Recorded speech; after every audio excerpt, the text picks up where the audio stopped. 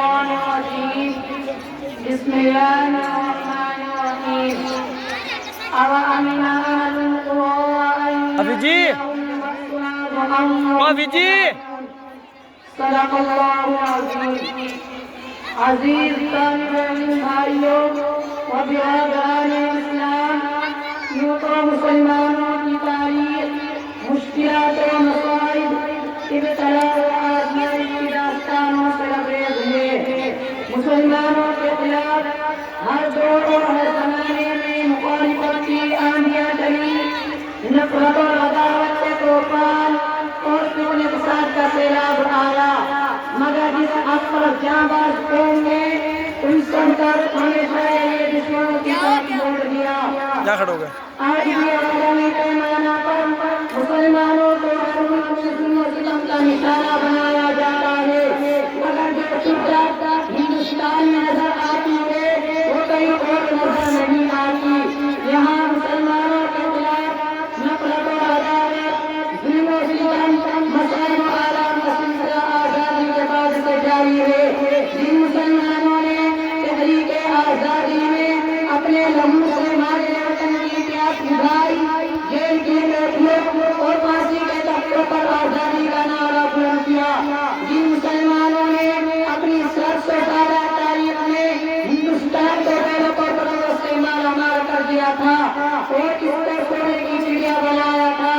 جن مسلمانوں نے ہندوستان میں اتحاد کی دیوار کا بنا لگایا تھا،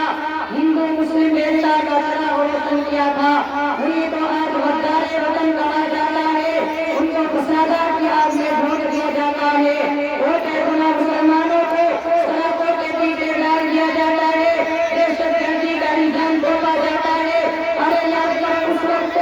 جب تم انگریز کی ڈوریاں صاف کر رہے تھے، وہ غلامی کا درد تمہاری گردن میں پڑا ہوا تھا اور یہ وقت ہندوستان آزادی کے لیے ترس رہا تھا، تو اس وقت اس ملک کی گود میں پرورش پانے والا کلمہ کلام اتنی جرأت نہیں رکھ سکتا تھا کہ انگریز کی حکومت کو نہ مار سکے اور خدا کی صفت اور طاقت کا مقابلہ کرنے کے لیے آواز اٹھا سکے۔ دیکھو ہماری بیداری کو سب سے پہلے جس نے آواز اٹھائی تھی وہ شہید انسان، انسانیت کا مسیحا شاہ ولی اللہ بابا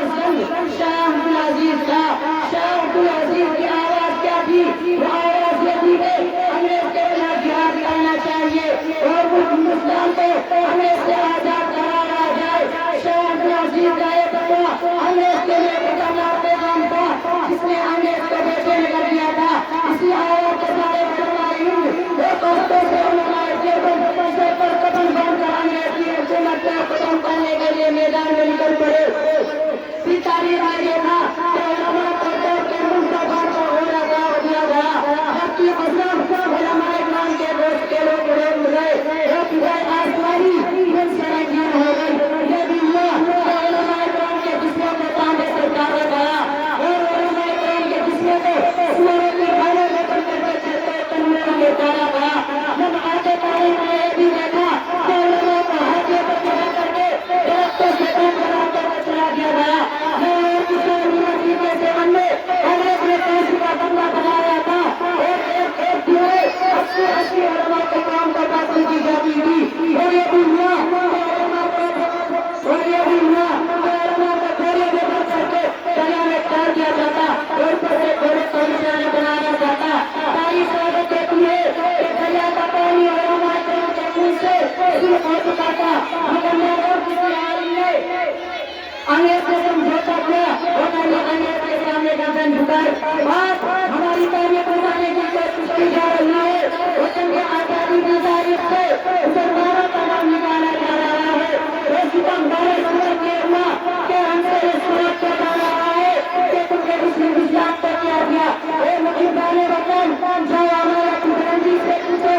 اللہ کی گہرائی سے معلوم کرو، سرزمین کی شادی سے پوچھو، طالبان کی طرف سے پوچھو، اردو میروں سے معلوم کرو، جامع مسجد کی طرح دیوار سے پوچھو، یہ سب کے سب ہماری عظمت کی گواہی دیں گے۔ ہندوستان کا چپا چپا اس پر شاہد ہے کہ ہندوستان کے سو پر دھرش ہو، ہمیں پتہ ہے کہ ہندوستان کا مینار کی مت کس نے تاج دی۔ جامع مسجد کی کچھ کی نے کتنے عطا کی یہ اہل کو بتلائیں گے کیا ہم نے دیا ہے عورت کو اور مسلمانوں کی تاریخ میں کتنے ہوئے عورت کو بھی اعتبار نہیں بلکہ کسی نشین حکمرانوں کی بھی بڑی شہادت ہے کہنے سے ہندوستان میں مسلمانوں کے مسائل میں جمہوریت کا مذاق اڑایا گیا اور مسلمانوں کو ان کے حقوق سے محروم کیا گیا ہے ہر میدان میں مسلمانوں کو حقوق بنایا گیا ہے معاشیت سیاست ہے ہر موقع پر مسلمانوں کو مضبوط بنایا گیا ہے آج ہماری تحقیق کی راہوں میں ہندوؤں کو خواہش کی گئی وہ قدر پرمپرا کا ہو رہا جاتا ہے آج محمد کے میدانوں سے لے کر ملازمت کے میدانوں تک اقلیت کا نعرہ لگایا جاتا ہے جبکہ ہندوستان کی آزادی میں لوگوں نے رقم سے کئی زیادہ ہماری قربانیاں ہیں ہم ان لوگوں کو کاموں تک یہ آواز پہنچا دینا چاہتے ہیں جن کے آگے نظمان حکومت ہے اگر ہندوستان کی تعلیمیت چاہتے ہیں ہمیں وہ حق دے جمہوریت کے آئین کے ہوتا ہے مسلمانوں کے آکاش کے مداری آزادی چاہیے ہم آزاد حکومت سے کہنا چاہتے ہیں کہ مسلمانوں کا خون پامال نہ کرے ورنہ اگر مسلمانوں کے صبر کا پیمانہ جھڑا چکا ان کے خیالوں نے صبر کا دامن چھوڑ دیا پھر وہ تمہارے لیے آگے بڑھا کر اٹھیں گے اور پہلے خدا بندی بن کر چھا جائیں گے پھر تمہاری ساری طاقت ہوا بندر بن جائے گی اور تمہاری حکومت کے مسئلے اٹھ جائیں گے تجھے مبارک ہو قربانی مخالفت بھی ہم نہ کریں گے تجھے مبارک ہو قربانی مخالفت بھی ہم نہ کریں گے اگر شریعت کے ہاتھ ڈالا نہ تم رہو گے نہ ہم رہیں گے وما